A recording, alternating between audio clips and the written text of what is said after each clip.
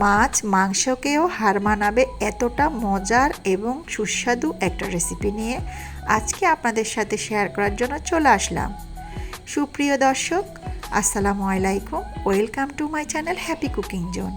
চলে আসলাম নোয়াখালী থেকে। আমি হ্যাপি আপনাদের সামনে খুবই মজাদার এঁচোড় রান্নার রেসিপি নিয়ে। আজকে আমি কিভাবে এঁচোড় রান্না করব আপনাদের সাথে শেয়ার করব। এঁচোড় রান্না করতে হলে তো কাঁঠাল লাগবে, তাই বাবাকে বললাম গাছ থেকে একটি কাঁঠাল নেওয়ার জন্য। বাবা গাছ থেকে কাঁঠালটা আমাকে কেটে দিল। এখন কাঁঠালটা পরিষ্কার করার পালা। কাঁঠালের গায়ে এরকম আঠালো থাকে, তাই হাতে যেন আঠালোটা না লেগে যায়, তাই আমি একটু সরিষার তেল হাতে খুব ভালোভাবে লাগিয়ে নিচ্ছি।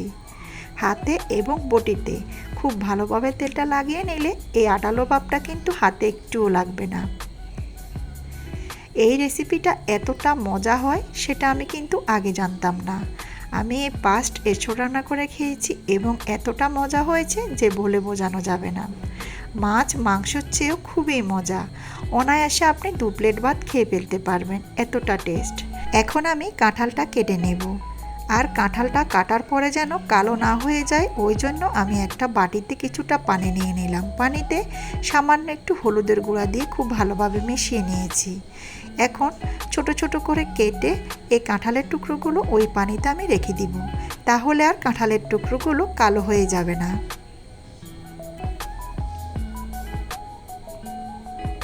আরেকটা কথা, এঁচোড় রান্না করার সময় অবশ্যই খেয়াল রাখবেন কাঁঠালটা যেন কচি না হয়। কচি দেখে কাঁঠাল দিয়ে এঁচোড় রান্না করলে খেতে ভালো লাগবে না। একটু শক্ত দেখে কাঁঠালটা নেবেন, যেন কাঁঠালের ভিতরে এরকম ছোট ছোট বিচি হবে এবং বিচিগুলো পরিষ্কার করে এই এঁচোড়ের সাথে দিয়ে দিবেন, তাহলে এঁচোড় রান্নাটা খেতে দারুণ লাগবে। আমি কাঁঠালের মাঝখানের যে শক্ত আবরণটা আছে ওটা কেটে ফেলে দিচ্ছি।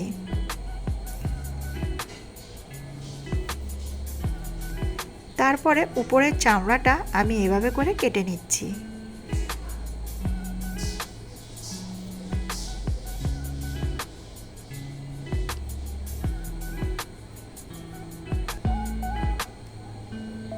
এরপরে ছোট ছোট করে টুকরো করে আমি পানিতে ভিজিয়ে রাখছি। এভাবে করে আমি সবগুলো কাঁঠাল ছোট ছোট করে কেটে পানিতে রেখে দিব।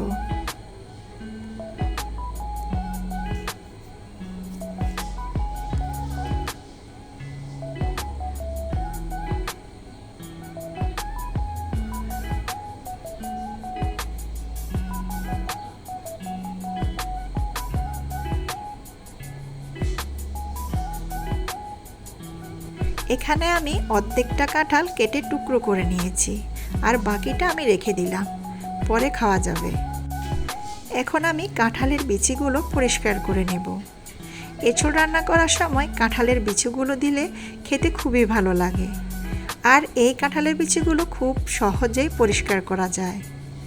সমস্ত কাঁঠাল আমার কাটা হয়ে গেল। এখন পানিতে ভিজিয়ে রাখবো কিছুক্ষণ, তাহলে এই কাঁঠালের মধ্যে যে আঠালো ভাব বা কষ্টা থাকবে তা কিন্তু বের হয়ে যাবে। কিছুক্ষণ পরে আমি খুব ভালোভাবে পরিষ্কার করে ধুয়ে নেব।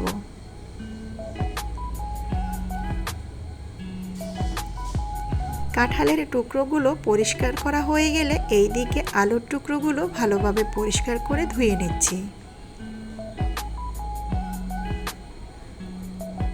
আমি আগে থেকেই চুলায় পানি বসিয়ে দিলাম। পানিটা খুব ভালোভাবে জাল করে নিয়ে আলুগুলো প্রথমে সিদ্ধ করে নেব। এখন এর সাথে আমি দিয়ে দিলাম হলুদ এবং লবণ, দিয়ে আমি আলুগুলো হাফ সিদ্ধ করে উঠিয়ে নেব। ওই একই পানিতে আমি কাঁঠালের টুকরোগুলো সিদ্ধ করার জন্য দিয়ে দিলাম।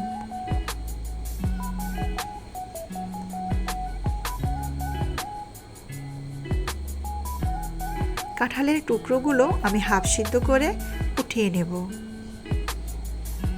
পানিটা ঝরিয়ে নিচ্ছি। এখন এইদিকে চুলায় বসিয়ে দিলাম কড়াই, দিয়ে দিলাম তেল।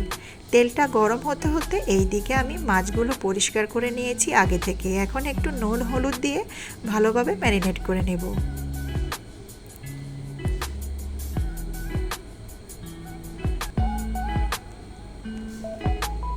তারপরে তেলে মাছটা আমি কিছুটা ফ্রাই করে নেব। চিংড়ি মাছগুলো আমি অল্প কিছুক্ষণ ফ্রাই করে তেল থেকে উঠিয়ে নেব।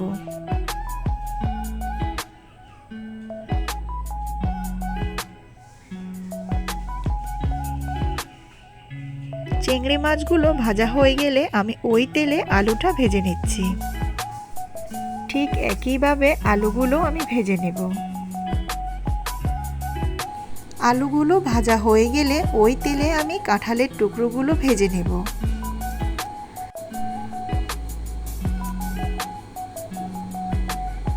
কাঁঠালের টুকরোগুলো আমি ভেজে তেল থেকে উঠিয়ে নিচ্ছি। সমস্ত কাঁঠালের টুকরো এবং আলু ভাজা শেষ। এখন মূল রান্নার পালা। আমি ওই তেলেই দিয়ে দিলাম কিছুটা মৌরি, দিয়ে দিব একটি তেজপাতা টুকরো করে, 3 থেকে 4টি শুকনো মরিচ, 2টো এলাচ, দিয়ে দিলাম হাতের মুঠে 2 মুঠ পেঁয়াজ কুচি, দিয়ে আমি হালকা ব্রাউন করে ভেজে নেব। ভাজা হয়ে গেলে দিয়ে দিব 1 টেবিল চামচ আদা কুচি। এখানে আমি আদাটা কুচি করে দিলাম, দিয়ে খুব ভালোভাবে পেঁয়াজের সাথে ভেজে নিয়েছি। এখন এর সাথে অ্যাড করলাম টমেটো কুচি, দিয়ে আমি আবারও কিছুটা ভেজে নেব। এখন এই মশলার সাথে দিয়ে দিলাম 1 টেবিল চামচ রসুন বাটা, 1 টেবিল চামচ পেঁয়াজ বাটা এবং 1 টেবিল চামচ পোস্ত বাটা, 2 টেবিল চামচ সরিষা বাটা, দিয়ে সমস্ত উপকরণ আমি কিছুক্ষণ ভেজে নেব।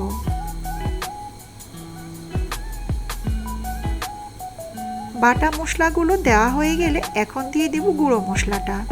দিয়ে দিলাম দারচিনি গুঁড়ো 1/2 চামচ, 1 টেবিল চামচ ধনিয়া গুঁড়ো এবং 1 টেবিল চামচ জিরা গুঁড়ো। এখানে আমি 5 মিশালি কিছুটা মশলা ভেজে গুঁড়ো করে নিয়েছি। দিয়ে দিলাম স্বাদ মতো লবণ, দিয়ে সমস্ত মশলাটা খুব ভালোভাবে কষিয়ে নিচ্ছি।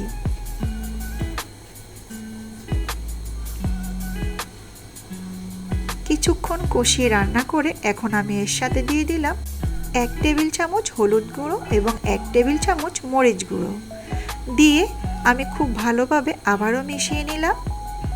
এখন এর সাথে অ্যাড করব পানি। 1 কাপ গরম পানি দিয়ে আমি মশলাটা ভালোভাবে কষিয়ে রান্না করে নিচ্ছি। এইভাবে মশলাটা কষিয়ে রান্না করলে মশলার কাঁচা গন্ধটাও চলে যাবে, উপর থেকে তেলটা ভেসে উঠবে। দেখলেন তো, মশলা থেকে কিন্তু তেলটা ছেড়ে দিয়েছে। আমি আবারও খুব ভালোভাবে নেড়ে দিচ্ছি। এখন এর সাথে অ্যাড করব আগে থেকে কাঁঠালের টুকরো এবং আলুগুলো ভেজে রেখেছি, তা দিয়ে দিলাম। দিয়ে সমস্ত মশলার সাথে খুব ভালোভাবে কষিয়ে নিচ্ছি। দিয়ে দিচ্ছি 3টি কাঁচামরিচ এভাবে করে মাঝখান থেকে কেটে। অ্যাড করলাম এর সাথে মটর। আমি এই মটরগুলো আগেই সিদ্ধ করে রেখেছি এবং আগে থেকে ভেজে রাখা চিংড়ি মাছ, দিয়ে সমস্ত উপকরণটা খুব ভালোভাবে কষিয়ে নিচ্ছি। এখন ঢাকনা দিয়ে অল্প কিছুক্ষণ রান্না করে নেব, তাহলে এই সবজিগুলোর ভিতরে যদি পানি থাকে তা কিন্তু বের হয়ে আসবে। আমি আবারও উল্টিয়ে পাল্টিয়ে ভালোভাবে নেড়ে দিচ্ছি। এখন আমি এর সাথে অ্যাড করব কুসুম গরম পানি। কিছুটা গরম পানি দিয়ে আমি অল্প কিছুক্ষণ রান্না করে নেব।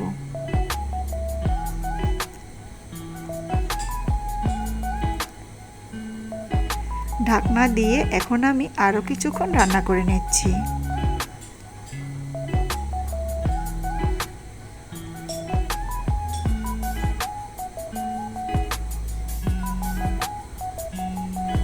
কিছুক্ষণ পরে আমি ঢাকনাটা উঠিয়ে এখন এর সাথে আমি অ্যাড করব গরম মশলা। এখানে আমি 2 চামচ গরম মশলা দিয়ে দিলাম এবং সাথে দিয়ে দিলাম চিলি ফ্লেক্স। উপর দিয়ে কিছুটা চিলি ফ্লেক্স দিয়ে আমি আবারও নেড়ে দিচ্ছি। রান্নাটা আমার প্রায় শেষের দিকে। দিয়ে দিলাম কিছুটা পেঁয়াজ বেরেস্তা। আমার এঁচোড় রান্নাটা প্রায় শেষের দিকে। জানি না আপনাদের থেকে আমার আজকের রেসিপিটা কেমন লেগেছে। যদি ভালো লেগে থাকে একটা লাইক কিন্তু অবশ্যই দিবেন। আমার চ্যানেলটি সাবস্ক্রাইব করবেন, আমার ফেসবুক পেজটা ফলো করবেন। বাসায় কিন্তু অবশ্যই ট্রাই করবেন। এই মজার এঁচোড় রান্না আপনাদের থেকে কেমন লেগেছে আমাকে কমেন্ট করে জানাতে ভুলবেন না।